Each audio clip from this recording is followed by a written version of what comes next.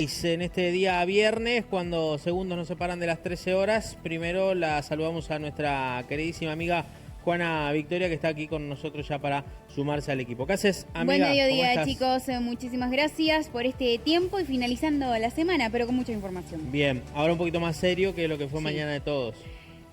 Después vamos a hablar de eso, Okay. vamos a dejarlo para otro momento. Dale, porque bailaron zumba, hicieron de todo. Pero bueno, ya eso es otra cosa. Nosotros nos metemos ahora sí en la información. Hay varios temas, como adelantábamos, ayer lo adelantamos también, para tratar con respecto a lo que ha pasado y lo que está pasando esta semana en Senado, en diputados, en el Congreso de la Nación. Y para eso tenemos el gusto de recibirla aquí a la doctora Sonia Espriáfico, que es abogada penalista y laboral, además docente del posgrado de la Universidad de José C. Paz. Hay un montón el currículum es así que lo resumimos ahí. ¿Cómo anda, Sonia? Gracias. Buen mediodía. Muy bien. Bueno, buen mediodía para todos, para la audiencia también, para ustedes. Para mí siempre es un placer estar con ustedes, así que, bueno. Bueno, gracias por haber venido. Hay muchos temas para empezar a hablar, pero primero queremos justamente tocar lo que ha pasado, que es lo que más tiempo nos va a llevar, calculo, en esta media sanción, lo que pasó en el Senado con respecto a la reforma laboral. Hay muchas cosas que se dicen, hay mucha información y mucha desinformación en redes sociales. ¿Por dónde podemos empezar? Porque es muy grande la vara de temas para hablarlo. Hay mucha gente que tiene mucha incertidumbre, que tiene miedo, hay gente que dice, no, es tranquilo, esto paso a paso. ¿Qué es la reforma laboral a grandes rasgos? Bueno, lo que has dicho es muy útil para empezar a como a decodificar un poco, porque, o sea, vamos a tratar de no hablar de las cuestiones técnicas porque son como un poco aburridas las jurídicas. Además, por ahí rozo con lo ético, ¿no? Hacer asesoramiento profesional. Pero sí podemos decir, sobre todo para comunidades como la ciudad de Crespo, ¿cuál es lo primero que el primer interrogante que tenemos que plantearnos? Si es necesaria una reforma laboral. Yo creo que sí. Me parece que tenemos una ley que es la ley de contrato de trabajo con modificaciones y cosas así, pero hace más de medio siglo que tiene esa ley de vigencia y la estructura central nunca se cambió, se agregaron, se sacaron cosas, pero nunca se cambió.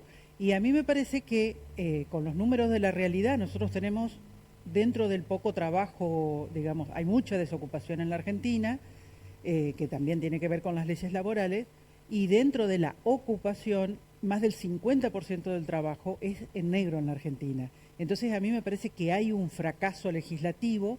No vamos a decir que las leyes están mal, porque la ley de contrato de trabajo es una gran ley y fue durante mucho tiempo fue la gran protección, y sigue siendo la gran protección de los trabajadores y las trabajadoras de la Argentina. Fue un orgullo para la Argentina, pero sí me parece que tenemos que ver en una realidad, sobre todo en un modelo empresarial que ha cambiado tanto. Fíjense que digamos, el modelo contractual del trabajo no cambió en la Argentina. Y las empresas hoy han cambiado muchísimo el modelo empresarial argentino. Se ha fragmentado muchísimo, se produce en forma diferente. Antes, cuando sale la ley de contrato de trabajo, estaban las grandes empresas que, digamos, técnicamente se llama el modelo fordista de producción, que era cuando un tornero entraba a los 18 años, se jubilaba a los 65 con toda la antigüedad. Acá en Crespo tenemos mucho, ¿no? Hay grandes empresas que tienen... La firma que le decían en Sajemur. Exactamente. Entrabas y te jubilabas. Y hay otras grandes empresas que también... La agrícola, por decir sí, o otras empresas en la región. Ese es el modelo tradicional para el que fue hecho la ley del contrato de trabajo. Hoy en la Argentina, mucho, digamos, el empleador ya no son las grandes fábricas o las grandes empresas, son las pequeñas y medianas empresas que tienen 1, 2, 5 trabajadores. Entonces, una ley pensada para las grandes empresas le cae encima al pequeño empresario. Nosotros y lo atosiga y lo presiona con todos los impuestos que tiene que pagar. Exactamente. Entonces todas las cargas sociales y demás. Debemos modificar esta ley. Que le corresponde también por derecho al trabajador, exactamente. ¿no? Entonces, al ahí igual que está en una microempresa a uno que está grande. Los derechos deben ser iguales, ¿no? Exactamente, porque son derechos humanos. Hoy en día nadie discute que todos los derechos estructurales del contrato de trabajo de los trabajadores no se pueden tocar. Por ahí me introduzco ya en una cuestión más técnica. creo que la primera respuesta que debemos dar es hay que hacer una reforma laboral. La segunda respuesta es hay que proteger al trabajador, porque por definición y porque en la realidad es así, el más débil de la relación siempre va a ser el trabajador. Es por definición, va a buscar el pan de su sustento y de su familia. El empresario produce, es otra cosa.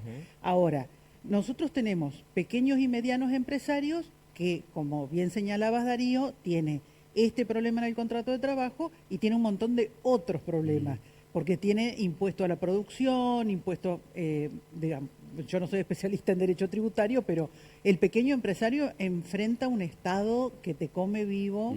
El 30 al 40% de las ganancias de las empresas se van al Estado, ¿no? Tenemos un socio bobo, digo yo, a veces los pequeños y medianos empresarios, porque se lleva el 30 o el 40% de las ganancias de la producción. Entonces, ¿quién quiere arriesgar en la Argentina? ¿Quién quiere invertir en la Argentina?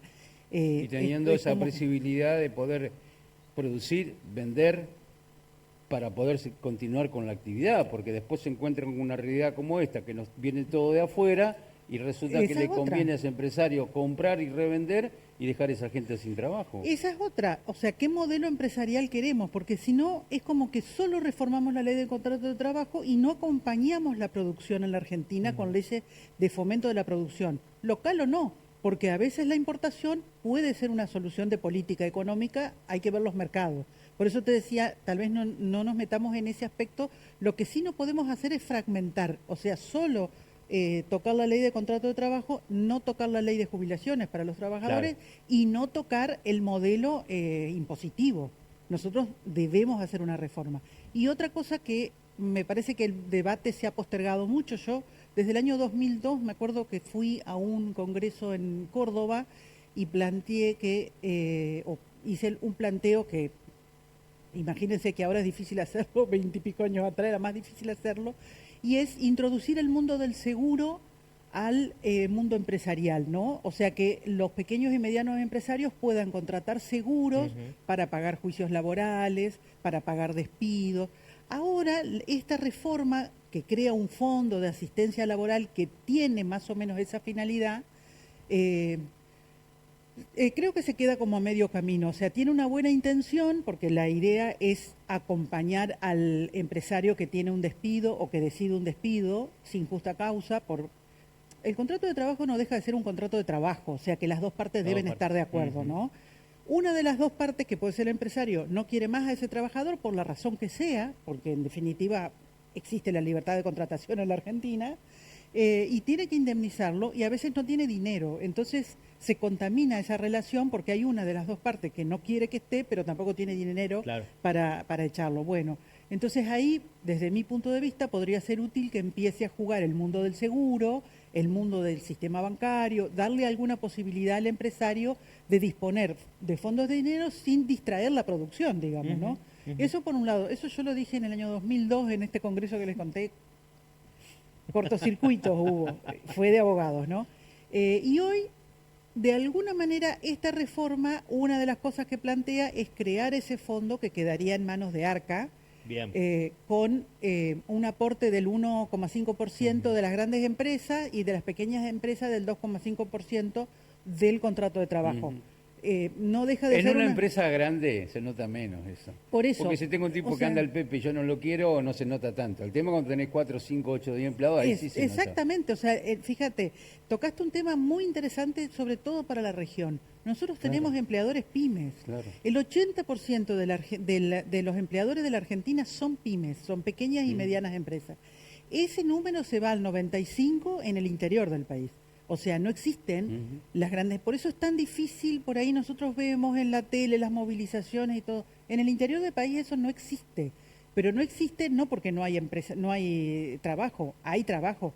Ni hablemos de una ciudad como Crespo, que, bueno, seguramente ustedes estarán bastante al tanto, tal vez más que yo, de los datos de la Oficina de Empleo y de los datos que tiene la Oficina de Estadística de la ciudad de Crespo.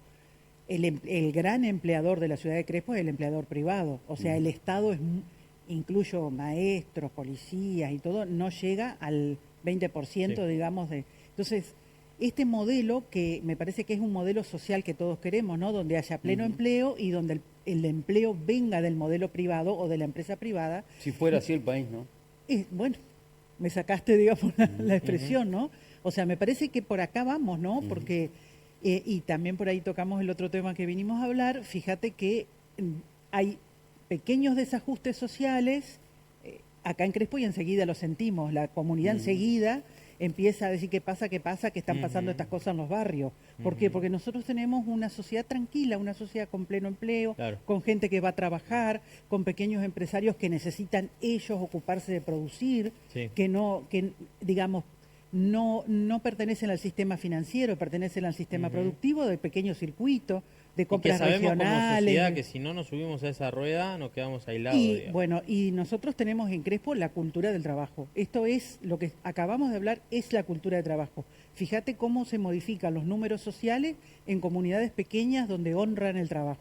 El trabajo propio y el trabajo ajeno, ¿no? Porque el contrato de trabajo es trabajo ajenizado. Sí. Volviendo al tema de la reforma laboral, la respuesta es, hay que hacer una modificación. No está mal orientada en términos generales la reforma desde mi punto de vista. A mí personalmente me hubieran gustado otros actores, como yo te digo, el mundo del seguro, privado, porque otra vez se forman fondos que después no se sabe a dónde van, en manos del Estado. Ojalá que las pequeñas empresas efectivamente cuando tengan un despido puedan echar mano a ese fondo de garantía laboral. Hay cosas que para mí no van a pasar, si pasan en diputados no van a pasar en la justicia, porque se afecta la intangibilidad salarial, se toca el artículo 103, se excluyen los pagos en especie como parte de la remuneración del trabajador, que eso Si no ya te van lo a dijo poder la pagar con lo que ellos Corte. quieran, con lo que ellos quieren. No, ¿ves? Ahí hay una desinformación. O sea, hay un pacto. Tenés el salario mínimo vital y móvil, el salario de convenio, eso es todo en efectivo.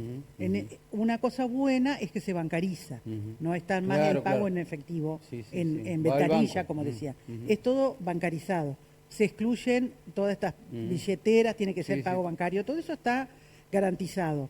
El tema es que muchas veces hay pactos de pagos en especie, como uso de vehículos, de celulares, esas cosas, que por convenio de la OIT, no me acuerdo qué número, pero creo que es el 170, integraban el concepto de salario, entonces todo ese tipo de valores, cuando había una indemnización, se computaban, hoy se podaron todo eso, pagos en especie no son remunerativos, se consideran no remunerativos, pero, por ejemplo, eso para mí afecta la intangibilidad salarial, que es un principio, un derecho humano y un principio constitucional.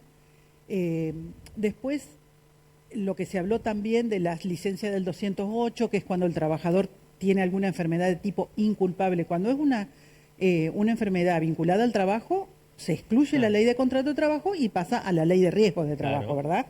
Pero cuando tiene un tipo de enfermedad inculpable, que se dijo en el debate parlamentario, el cáncer es una de las enfermedades inculpables, ahí también se le disminuye el salario, lo cual también, desde mi punto de vista, afecta el principio de intangibilidad salarial. Eso para mí no va a pasar, lo van a declarar inconstitucional, desde mi punto de vista. La idea del oficialismo es el 75, ¿no? 75%. 75, bueno, esa es otra, eso es un dislate. Ah, 75 y el 50% cuando el trabajador tuvo algo que ver, cuando se expone al riesgo, Ok. dice, ¿no?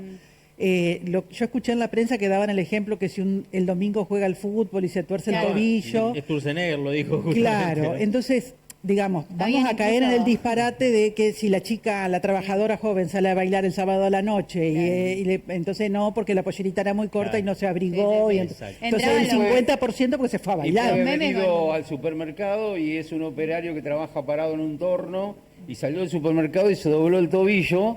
¿Y qué pasa ahí en ese sentido? Eso Estando es- fuera de horario de trabajo, se entiende, ¿no? Ah, bueno, que fue el domingo. Que decís fue el tú. domingo, tenían tiempito para ir con la No, por señora, eso, por encima eso. fue a ver que la mujer compre más barato porque no le alcanza la plata y resulta que se dobló el tobillo y va a tener el problema él y no es así porque no- Exactamente, coincido contigo en la visión, digamos, de primero de esto de culpable o inculpable, es un límite claro. difuso. ¿Por qué se ponen? Porque después, claro, llegan cuando se dice, no, es la reforma patronal, ¿no? Acompañado por quienes deciden el destino de los ciudadanos, y no es tan así, ¿no? Claro, ese perfil que vos tocaste muy bien, me parece que eso o no pasa en diputados, y si pasa en diputados no pasa en la justicia. Claro. Y me parece que distrae el debate, porque no nos interesa ese tema. Los empleadores no planteaban ese tipo de problema, digamos. ¿Me explico? El problema de los empleadores central es blanquear, se me permite una expresión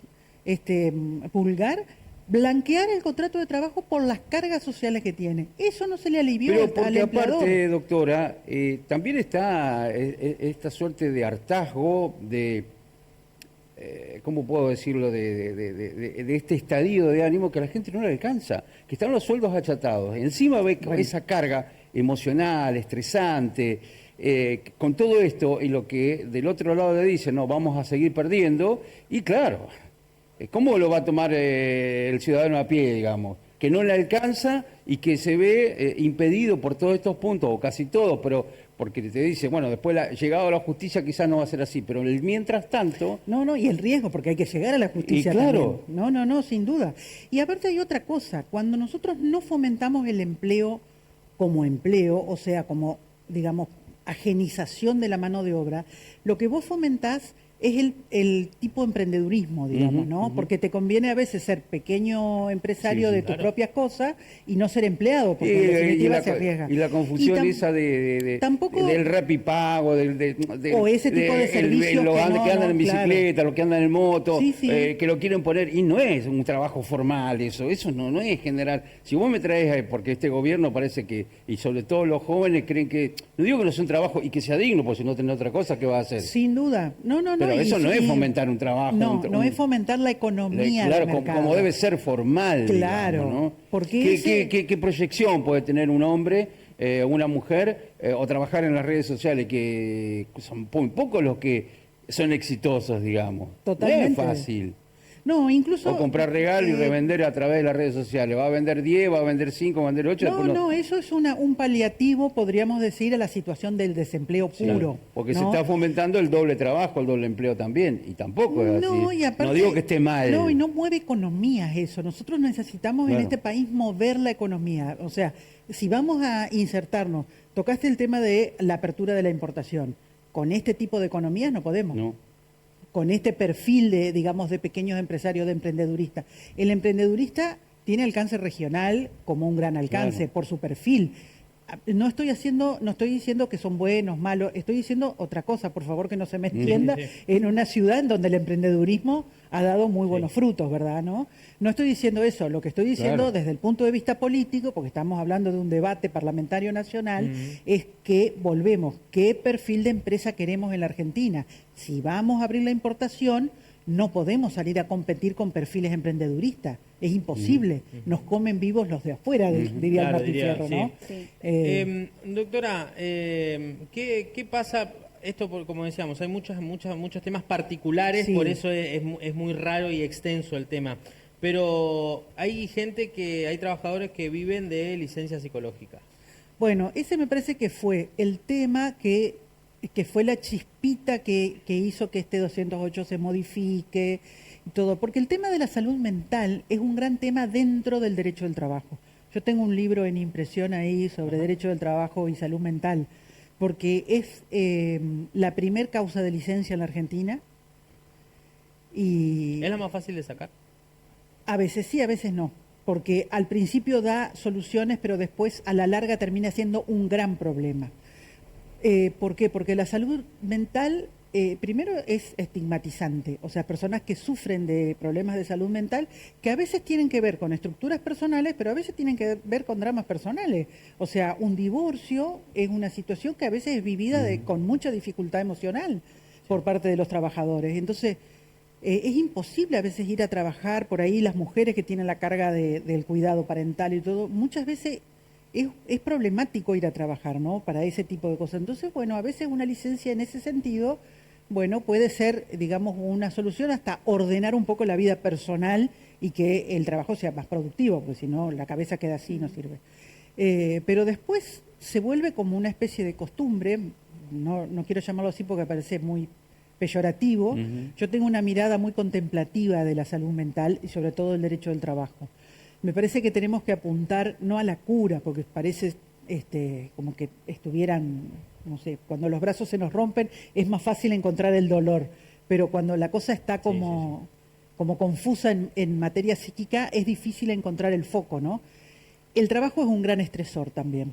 Entonces debemos buscar los modos de convivir. Tenemos 8 horas de trabajo en general, o sea, 1/3 del día de las personas que trabajan está en el trabajo. Debemos buscar modos amigables de convivir para que el trabajo no sea estresor, ¿no? Otro tema, el de horas extra, que también toca la reforma, es otro gran estresor, porque las 8 horas se vuelven 10, ¿no? Entonces es difícil. Y lo que puede ser tal vez más sencillo de conseguir al principio, a los 5 o 6 meses se te vuelve un problema, porque empiezan a cortarse las licencias y la parte médica no acompaña digamos, es difícil por ahí que la parte médica, tanto de la parte empresarial como la parte del trabajador, ¿no? El médico que elige el trabajador, no acompañan o les cuesta acompañar para la reinserción laboral de alguna manera, ¿no? No hay programas de salud mental, a pesar de que está en la ley de las ART, pero no hay programas de reinserción de salud mental, y ni hablemos del Estado. El Estado es el que tiene menos control sobre este tipo de licencia. Hace años. Hace muchísimo. Vamos a hacer un paréntesis legal. El Estado no se rige por la ley de contrato de trabajo. Entonces, son más viejas las estructuras legales, ¿no? Es bastante complicado y a mí me parece que ese déficit fue el que desata, digamos, el hartazgo de pagar sueldos sin contraprestación.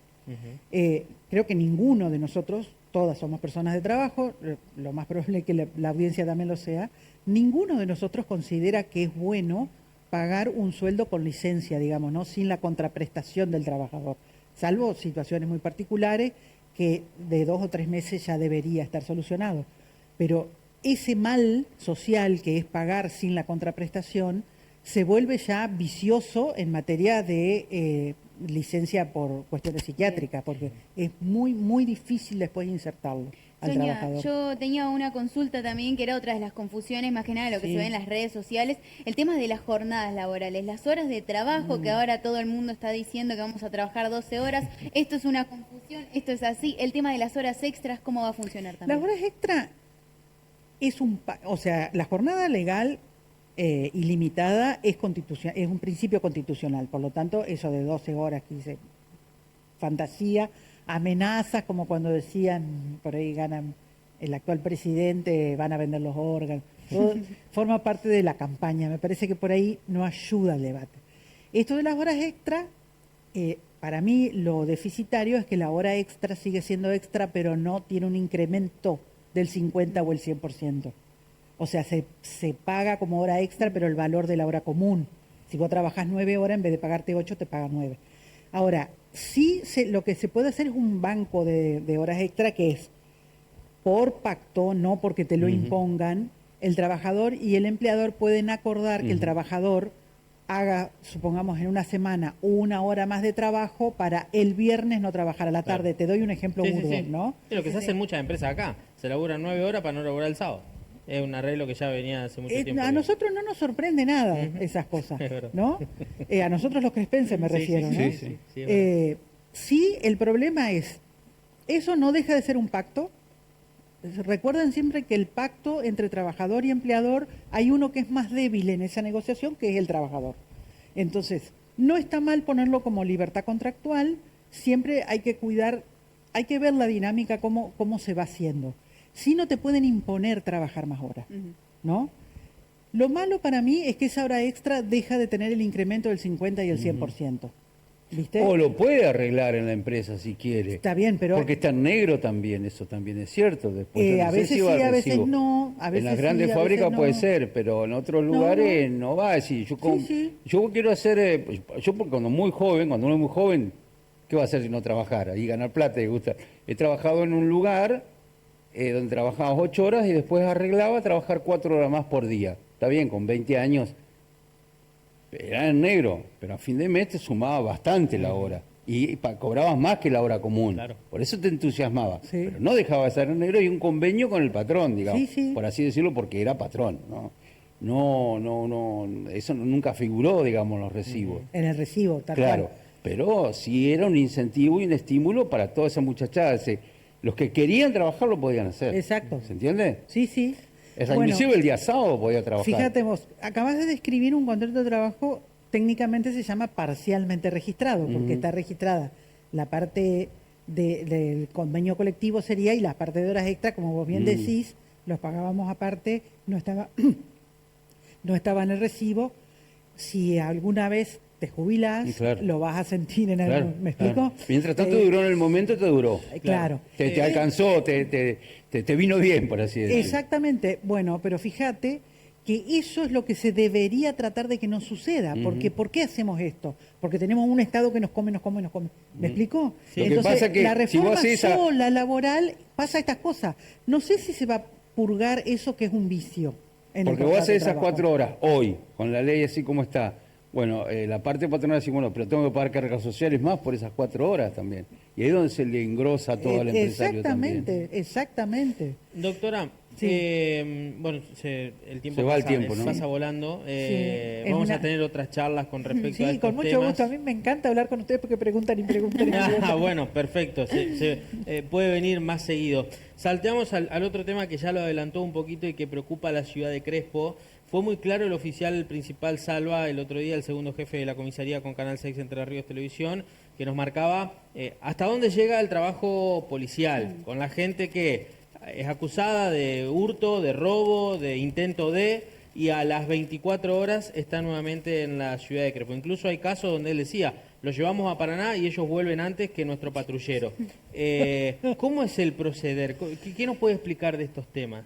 Mira, bueno, me parece que el policía ha dicho una gran verdad, digamos. Por ahí la gente lo que quiere es que estén un rato en la alcaidía o en el calabozo, como se dice acá, porque, bueno, aparte de ese deseo social que por ahí nos da una bronca y queremos que suceda, y que está muy bien, porque la verdad que las víctimas, yo vuelvo a mi casa y tengo mi casa revuelta y todo ese tipo de cosas, sí me parece útil desde el punto de vista de reflexión, digamos.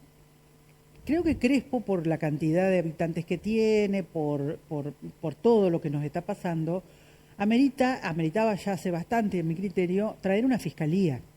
Porque el fiscal es el que actúa no solamente con más celeridad en materia de identificar a los sospechosos y todo eso, que la policía lo hace porque tiene dato policial y porque son buenos policías, hablan con los vecinos, digamos. Me parece que cumplen una buena función en ese sentido. Y me parece que esa riqueza que tienen todos los policías afectados a la comisaría de la ciudad de Crespo se diluye porque no hay un fiscal actuando inmediatamente.